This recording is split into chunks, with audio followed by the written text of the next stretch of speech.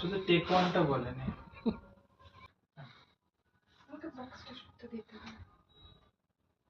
Thank you, এটা আমার অনেক দিন ধরে ইচ্ছা ছিল কেনা।